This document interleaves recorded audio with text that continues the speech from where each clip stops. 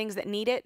But like, you're not interested in being on the cover of Us Weekly. No, the reason why though is because you're destined to fail at that.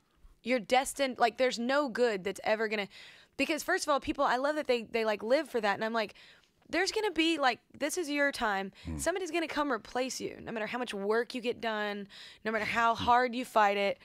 It's always gonna be this constant like change. It's always gonna happen. Ask all the people.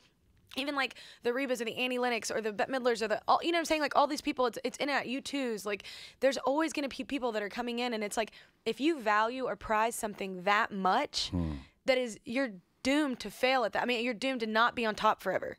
Like, and I just don't get why people prize that.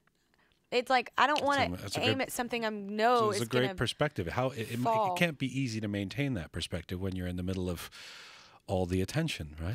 It can though. I mean, I don't really, unless I'm like doing this right now, like, and which I don't like promote a whole heck of a lot. I usually tour a lot, which I'm not in the limelight. Usually we're just going in cities. I'm hanging out with fans and my band, and then I'm in the studio. So I'm not really in the limelight a whole lot. I mean, that's why they always say like every album I have, it's our joke. It's like Kelly's coming back, and it's like I've had so many comebacks. It's like, right. Because I just disappear, and you know, I bet my label doesn't like that, and my manager would probably appreciate me being a little bit more in the limelight. But they get me. It's not my thing. Let me ask you about American Idol and your perspective now, because you must have an interesting one. You're still the most successful American Idol contestant that's ever been on, and Simon Cowell has called you the most talented Idol winner ever. He says you're up there now with some of the greatest singers in the world, including our Celine Dion here. There's only been a handful of Idol winners. Yep. And the show's been on for years. It does seem, in the eyes of some, to sell this fantasy that you can get your dream by joining this talent contest. Yeah. How do you feel about being the example that is used when people go, look, Kelly Clarkson became a big star and American Idol did it for her? Yeah. Well, I mean, I feel good about it. I mean, I think it definitely that was my door. You know, every artist has their moment to where, oh, that's when it changed. You know, that's where I got my big start, and that was mine. And I'm like super proud of it. Like, there's no better way to like get voted in. Millions of people wanted an album before I even had a song, like, or an album. Like, they wanted, you know, that's like, I'm super proud of that. But I don't know. I just think I hate when people, you know, I'll go on the show now, and you go to different seasons, and people have I think the worst thing in the world is entitlement. I was talking to some friends, actually. One of the friends is in there, and we were talking about, like, that's kind of the worst thing is entitlement, and people just feel entitled all of a sudden, like, right off the bat. Right. And it's like, that's the worst, it's your own worst enemy, because, like, you need to get out of your own way, and, like, I think people just need to enjoy the ride, regardless if it's because I know so many people that are so sickly talented, way more talented than I am, and it's just not aligning of the stars. It's just not going to happen. Like, I don't know why, like, who's chosen and who's not. Like, I don't know why, but the thing is, though, is I think it's really bad when you go out to the shows and they're just like, oh, well, I'm going to do this because Kelly Clarkson did, or Karen did, or Chris Daughtry did, or whatever.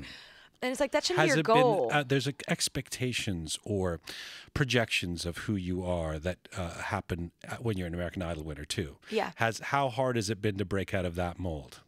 Not hard for me. I think because I don't run from it. Like, I mean, I'm probably going to be performing on this season, like, with the new single. Like, you know what I'm saying? Like, it's not, I don't ever run from anything. Like, if I like it, like, you know, I genuinely like the show. Like, so I don't ever run from it. So I think that's why, but I think that just takes time. Like, people, you know, and also other people coming in and being successful, Carrie's or the Chris Daughtry's or whoever. I think that the light kind of goes that way, and then that probably helped too, you know. So no one's been as successful as you. Oh, here. No, they haven't, right? No, I mean, maybe not worldwide, but in the States, they definitely have. Yeah. In the song "You Can't Win," in that song you sing, "If you're thin, poor little walking disease. If you're not, they're all screaming obese. If you're straight, why aren't you married yet? If you're gay, why aren't you waving a flag?" I mean, is it fair to say that that's how you feel about being in the spotlight? Like, whatever you do, you can't win? That's what I mean. Like, it's like you're doomed to, like, it's like, I don't mind being, at the same time, like, I don't mind being a role model. I think that's cool. I think that's awesome. I have little nieces. I have a nephew. I hope I'm a good role model for them. I don't mind that. But I think it's a lot of young women silly. consider you a role model, and you're comfortable with that role. I am, but I also always, like, every time in a meet and greet, and the mother comes up to me with her kid, like, oh, we love that you're such a great influence on kids. I'm like, that's awesome, but, like, I'm also human. So, like, don't Like, you know what I'm saying? I think people sometimes I see them tear down people in the spotlight, and I'm like, dude, they're human. How many mistakes have all of us made? Like, throw the first stone when you haven't done it, like yourself, you know? So. And whether it's your looks or the things you say or the songs, you do get a lot of scrutiny. Do you feel like the media scrutiny has been particularly unfair to you, or do you feel like it comes with the territory? No, it comes with the territory. They do everybody that way.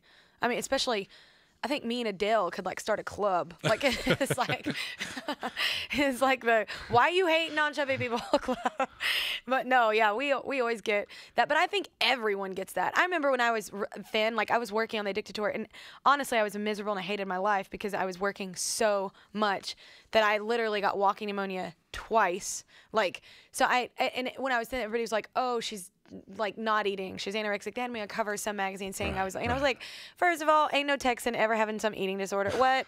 We like to eat. I could never be anorexic if I really tried. I have to be on like a deserted island with nothing around. Where does this confidence come from to be able to get past that stuff? Is that the Texan thing? Is that part of really? And I mean, I went through a lot of. I think I'm one of those people where I think your whole life is preparation. Like, so I think that my childhood and my high school years, and I did suffer from bulimia for like 3 months in high school. I remember it vividly because one of my friends, my guy friends, kind of figured it out, and I remember being so embarrassed, and it was kind of cold turkey. I was like, wait, that is so like not me. Like that's not, and I just, a girl talking to me that she did it, and I was trying it, whatever, and so it's like, I think going through that at a younger age, and like going through other obstacles like that at such a younger age, I think that's the universe or God or whatever you want to call it, preparing me for this job, honestly. So. All right. I know I got to let you go here. Yeah. I've got a minute left with you here. Let me just, okay, 2 things here.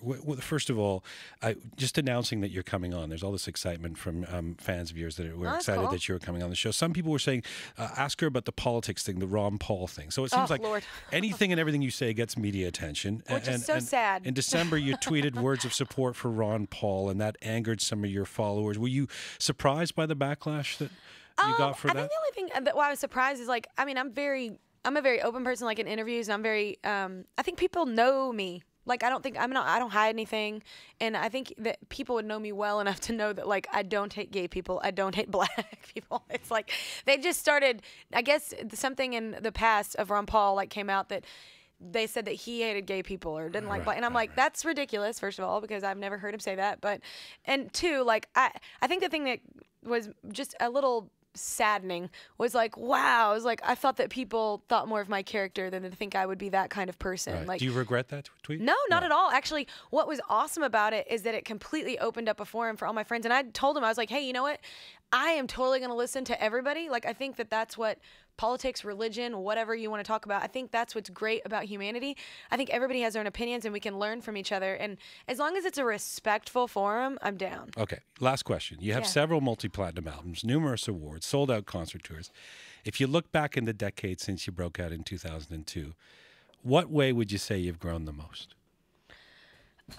Which way have I grown the most? I think musically, honestly. As a person, like maybe a little more, I'd say musically probably more, just because I think you learn, especially from all my band members, I learned different styles of music that I never thought I'd like or listen to, and I think that molds you a little musically and wants you to try something.